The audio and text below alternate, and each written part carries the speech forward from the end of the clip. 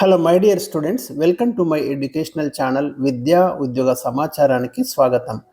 తెలంగాణ రాష్ట్రంలో డిగ్రీ చదువుతున్నటువంటి విద్యార్థులు ఆయా యూనివర్సిటీస్ కాకతీయ కావచ్చు, ఓయూ కావచ్చు, శాతవాహన, మహాత్మా గాంధీ ఏదైనా కానివ్వండి, మీకు ఇక్కడ కామన్ కోర్స్ సిలబస్ అయితే ఇవ్వడం జరుగుతుంది. లాంగ్వేజెస్ విషయంలో కావచ్చు, మిగతా వాటి విషయంలో మనకు డిగ్రీకి సంబంధించి ఇప్పుడు థర్డ్ సెమిస్టర్ సిలబస్, ఈ తెలుగుకి సంబంధించినటువంటి సిలబస్ను నేను ఈ వీడియోలో మీకు డిస్కస్ చేయబోతున్నాను. లేటెస్ట్ కొత్త సిలబస్ ఇది మనకి. సో కాబట్టి మీరు ఏ యూనివర్సిటీ పరిధిలో ఉన్నా కూడా ఈ సిలబస్ టాపిక్స్ అయితే మీరు చూసుకోవచ్చు, మీకు ఐడియా ఉండాలి. మనకి లాస్ట్ ఇయర్ అంటే 2025-26 అకాడమిక్ ఇయర్లో మనకి ఫస్ట్ ఇయర్ సిలబస్ మార్చారు, ఇప్పుడు సెకండ్ ఇయర్ సిలబస్ మార్చిండ్రు. సో ఇక్కడ థర్డ్ సెమిస్టర్ ఇస్తాను, తర్వాత ఫోర్త్ సెమిస్టర్ సిలబస్ కూడా మారిన సిలబస్ మళ్ళీ మీకు ఎక్స్ప్లెయిన్ చేస్తాను. ఇక ఇలాంటి లేటెస్ట్ అప్డేట్స్ ఏమున్నా కూడా మీకు తప్పకుండా ఎప్పటికప్పుడు అప్డేట్ చేయడం జరుగుతుంది ఈ ఛానల్లో. మరి ఛానల్ని అయితే తప్పకుండా సబ్స్క్రైబ్ చేసుకొని ఫాలో అవుతుండండి, మీ ప్రతి ఇన్ఫర్మేషన్ అయితే ఇచ్చే ప్రయత్నం చేస్తాను. ఇంకపోతే మనకి ఒకసారి సెకండ్ లాంగ్వేజ్ తెలుగుకు సంబంధించి థర్డ్ సెమిస్టర్ సిలబస్ మనం డిస్కస్ చేద్దాం. సాహితీ కిన్నెర పేరుతో మనకు ఒక పాఠ్యపుస్తకం అయితే అందుబాటులో ఉంది. సో ఒకసారి మనం ఇక్కడ చూస్తే మీరు గమనించండి, టాపిక్స్ అయితే మీకు చెప్తాను నేను, ఏమేమి టాపిక్స్ ఉన్నాయి మనకి సిలబస్లో.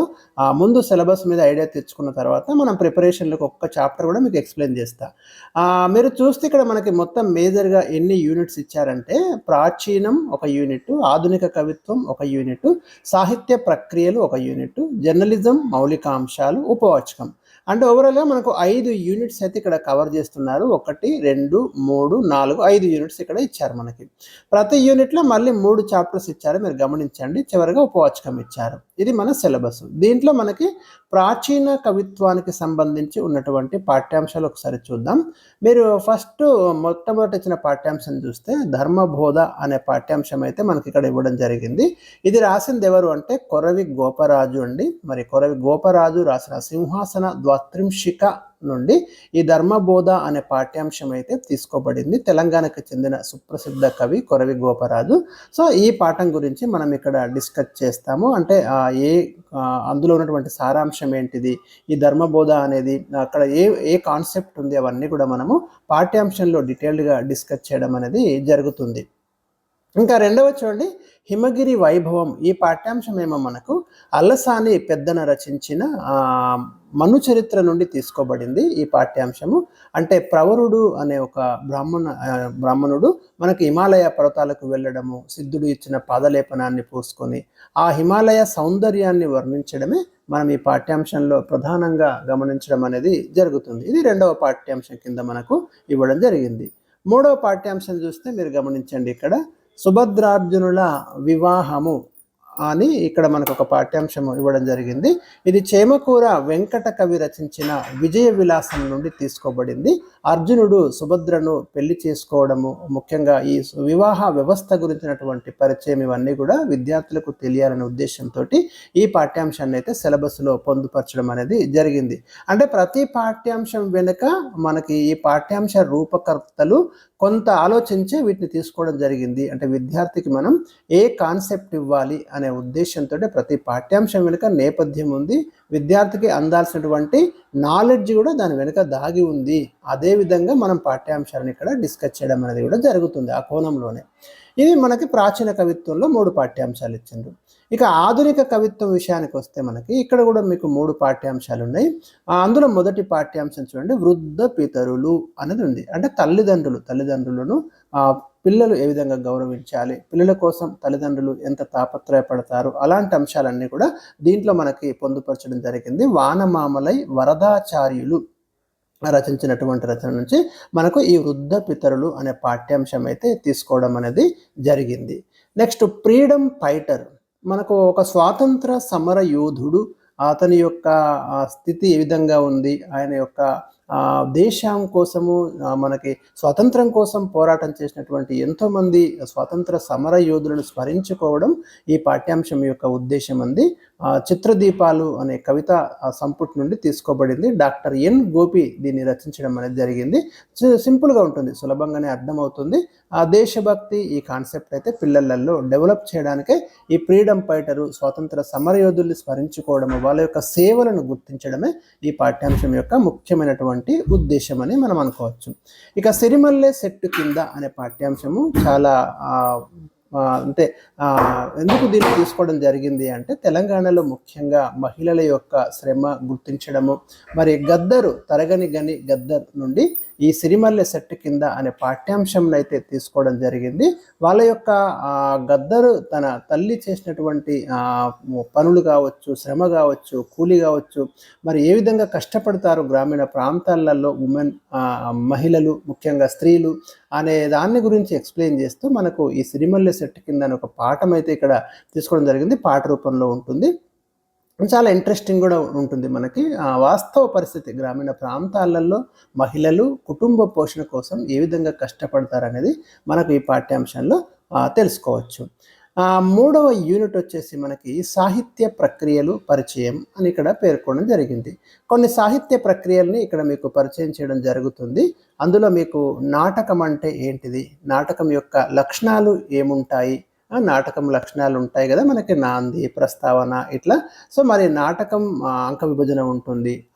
నాటకము గురించి పరిచయం చేయడము, నాటకం లక్షణాలు వివరించడము, సుప్రసిద్ధ నాటకం కన్యాశుల్కం దాన్ని ఉదాహరణగా తీసుకొని మనము నాటకం గురించి డీటెయిల్గా ఇక్కడ చర్చించడం అనేది జరుగుతుంది. సో ఈ ప్రక్రియని ఇక్కడ పరిచయం చేస్తున్నారు. తర్వాత మనకు నవల అనే ప్రక్రియను కూడా ఇక్కడ చదువుకోమని చెప్తున్నారు. నవల అంటే ఏంటిది, నవల తెలుగు సాహిత్యంలోకి ఏ ప్రభావం వల్ల వచ్చింది, మొట్టమొదటిసారిగా తెలుగులో నవలలు రాసింది ఎవరు, నవల లక్షణాలు కూడా ఏముంటాయి, కథకి నవలకి ఉన్నటువంటి భేదాలు ఏముంటాయి, అవన్నీ కూడా డీటెయిల్డ్గా కొన్ని సుప్రసిద్ధ నవలలు, వాటి గురించిన చర్చ కూడా మనము ఈ పాఠ్యాంశంలో డిస్కస్ చేయడం అనేది జరుగుతుంది. ఇక మూడోది కథానిక. దీన్ని మనం షార్ట్ స్టోరీ అని కూడా అంటున్నాము. ఇప్పుడు కథ, కథానిక రెండు కూడా దాదాపుగా పర్యాయ పదాలుగానే మనం ఉపయోగిస్తున్నాము. కథ కంటే కథానిక కొంచెం చిన్నగా ఉంటుంది. మరి ఒక క్లుప్తత దీని యొక్క ముఖ్యమైనటువంటి లక్షణం. అంటే షార్ట్ ఫామ్లో ఉండడమే కథానిక యొక్క ముఖ్యమైనటువంటి లక్షణం. అదేవిధంగా ఆసక్తికరమైన ముగింపు ఉండాలి. సో కథానిక లక్షణాలు చూస్తాము. ఒక ఉదాహరణ కూడా తీసుకొని మీకు వివరించడం అనేది ఇక్కడ జరిగింది. తర్వాత వచ్చేసి మనకి నెక్స్ట్ యూనిట్ 4వ యూనిట్లో జర్నలిజం మౌలిక అంశాలు. ఎందుకు దీన్ని తీసుకోవడం జరిగింది అంటే ఇవాళ డిగ్రీ కంప్లీట్ అయిన తర్వాత విద్యార్థులు మనకు మీడియా అనేది ఒక మంచి అవకాశంగా కూడా ఉన్నది. మీడియా రోజు రోజుకి ఎవర్ గ్రీన్ కెరీర్ లాగా అనుకోవచ్చు మనము. మరి మీడియా రంగంలోకి ఎవరైనా విద్యార్థులు వెళ్ళారనుకుంటే వాళ్ళకి కొంత అవగాహన డిగ్రీలోనే కల్పించడానికి ఈ యూనిట్ చేర్చినట్టు మనకు అర్థమవుతుంది పాఠ్యాంశ రూపకర్తలు. దాంట్లో మనకి చూడండి వార్త నిర్మాణం అన్నాడు. అంటే ఒక న్యూస్ ఏ విధంగా రాయాలి, వార్తా నిర్మాణం ఏ విధంగా ఉంటుంది, వార్తకి ఉండాల్సిన లక్షణాలు ఏమిటి, వార్త అంటే ఏంటిది, మొత్తం కూడా ఇంట్రొడక్షన్ అంతా కూడా మీకు ఈ మొదటి పాఠ్యాంశంలో కవర్ అవుతుంది. ఇక వార్తా కథనాలు అన్నాడు. మనకి దినపత్రికలలో కావచ్చు లేదా ఎలక్ట్రానిక్ మీడియాలో కావచ్చు, వార్తా కథనం అంటే ఏదైనా ఒక ఇన్సిడెంట్, ఏదైనా ఒక సంఘటన, ఏదైనా ఒకటి జరిగింది అనుకున్నప్పుడు దాని గురించి పూర్తి డీటెయిల్డ్గా పరిశోధించి రాసేటటువంటి వార్తను ఏమంటామంటే వార్తా కథనం అంటాం. అంటే కంప్లీట్ ఇన్ఫర్మేషన్, సంపూర్ణమైనటువంటి సమాచారాన్ని మనం ఇక్కడ ఇవ్వడం అనేది జరుగుతుంది వార్తా కథనంలో. కాబట్టి వార్తకి వార్తా కథనానికి ఉన్నటువంటి తేడాను కూడా ఇక్కడ మనం నేర్చుకుంటాం. ఒక వార్తా కథనాన్ని, ఒక ఆర్టికల్ని మనం ఏ విధంగా రాయాలో కూడా ఇక్కడ మనం చూస్తాం. తర్వాత ఇంటర్వ్యూ అంటే ఇక్కడ సాధారణంగా మనము జర్నలిజంలో దృష్టిలో పెట్టుకునే ఈ ఇంటర్వ్యూ చూస్తామండి. అంటే ఎవరైనా ఒక రాజకీయ నాయకుడిని కావచ్చు, లేదా ఒక కాంపిటేటివ్ ఎగ్జామ్స్లో విజేతగా నిలిచినటువంటి వ్యక్తిని కావచ్చు, ఒక విలేకరి వెళ్ళి ఇంటర్వ్యూ ఏ విధంగా చేయాలి, ఒక పొలిటీషియన్ని ఏ విధంగా ఇంటర్వ్యూ చేయాలి, ఒక ప్రముఖ వ్యక్తిని ఏ విధంగా ఇంటర్వ్యూ చేయాలి, ఒక పారిశ్రామికవేత్తను ఏ విధంగా ఇంటర్వ్యూ చేయాలి. ఎందుకంటే ఇలాంటి ఇంటర్వ్యూస్ మనము చాలా చూస్తాం జర్నలిజంలో. పేపర్లో వస్తాయి ప్రముఖుల ఇంటర్వ్యూలు, టీవీలలో వస్తాయి ప్రముఖుల ఇంటర్వ్యూలు. మరి ఇంటర్వ్యూ చేసేటప్పుడు ఎలాంటి జాగ్రత్తలు తీసుకోవాలి, ఎలాంటి క్వశ్చన్స్ అడగాలి, ఏ టైంలో ఇంటర్వ్యూ చేయాలి అనే మౌలిక అంశాలన్నీ కూడా మనం ఇక్కడ చూస్తాం. మంచి యూనిట్ అని మనం అనుకోవచ్చు. చాలా ఇంట్రెస్టింగ్ యూనిట్ కూడా. మీకు చాలా ఎగ్జాంపుల్స్ తోటి అయితే నేను ఈ పాఠ్యాంశాలు డిస్కస్ చేస్తాను భవిష్యత్తులో ప్రతిదీ కూడా. ఇక ఉపవాచకం ఒకటి మీకు పెట్టడం జరిగిందండి. భక్త తుకారాం మహారాష్ట్రకి చెందినటువంటి ఒక అంటే భక్తి ఉద్యమంలో కీలకంగా ఉన్నటువంటి వ్యక్తులలో మనకు భక్త తుకారాం కూడా చాలా ముఖ్యమైనటువంటి వ్యక్తి అండి. భక్త తుకారాం నాటకం రాసిండు, సురవరం ప్రతాపరెడ్డి రాసిండు. సురవరం ప్రతాపరెడ్డి అంటేనే మనకు గోల్కొండ పత్రిక గుర్తుకు రావాలి. తెలంగాణకు చెందిన ప్రముఖ అభ్యుదయవాది. ఆ రకంగా చెప్పాలంటే ఒక చైతన్యాన్ని రగిల్చినటువంటి వ్యక్తి. ముఖ్యంగా గోల్కొండ పత్రిక ద్వారా కావచ్చు, అతని రచనల ద్వారా కావచ్చు, సామాజిక చైతన్యాన్ని కల్పించినటువంటి వ్యక్తి సురవరం ప్రతాపరెడ్డి. ప్రముఖ రచయితగా కూడా మరి చాలా ప్రసిద్ధి చెందాడు. ఆంధ్రుల సాంఘిక చరిత్ర రాసి కేంద్ర సాహిత్య అకాడమీ అవార్డు కూడా తీసుకోవడం జరిగింది. మరి అతను రాసినటువంటి భక్త తుకారాం నాటకాన్ని మనకు ఉపవాచకంగా తీసుకున్నారు. భక్త తుకారాము అభంగాలు అనేవి రాస్తాడండి. అవన్నీ కూడా మనం డిస్కస్ చేస్తాము. ఏం జరిగింది, అతను ఏ విధంగా భక్తిలోకి రావడం జరిగింది, అవన్నీ కూడా మనము ప్రధానంగా ఇక్కడ ప్రస్తావించుకుంటాం. సో ఇది మనకి ఈ థర్డ్ సెమిస్టర్లో ఉన్నటువంటి తెలుగు సిలబస్ అండి. ఇవి పాఠ్యాంశాలు. సిలబస్ మీద క్లారిటీగా ఉండండి. ఏ ఏ పాఠ్యాంశాలు ఉన్నాయి, ప్రతి పాఠ్యాంశాన్ని క్లియర్గా మీకు రాబోయే రోజులలో నేను ఎక్స్ప్లెయిన్ చేసుకుంటూ వస్తాను. మరి తప్పకుండా వీడియోని లైక్ చేయండి, షేర్ చేయండి. మీకు ఏ డౌట్ ఉన్నా కూడా కామెంట్ సెక్షన్లో నాకు తెలియజేయండి. Thank you for watching.